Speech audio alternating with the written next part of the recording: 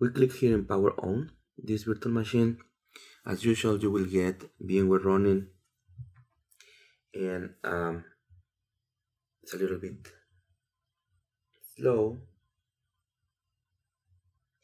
And well, but basically here you will have two options.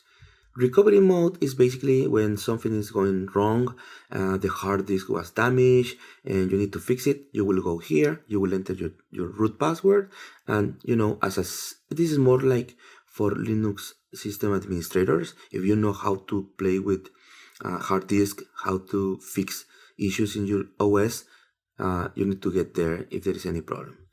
And this is the default one, so we'll just gonna enter right there.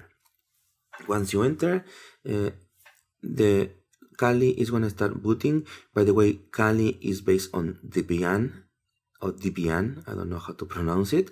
What that means is that the way that you install software in Debian, the way you configure Debian to access internet, to the way you configure Debian to manage the different services is going to be the same way you're going to be doing it here in Kali. And I'm going to show you all those different options in a different lab. So this is the way it is booting, and we are going to get our prompt in a second. And once we get the prompt, we will need to enter our username. I created a couple of usernames already, but let's enter with root so that that's the one that you guys are going to get at the beginning.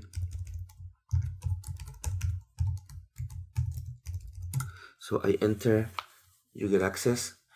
You have the prompt of the logo, really cool logo of Kali Linux.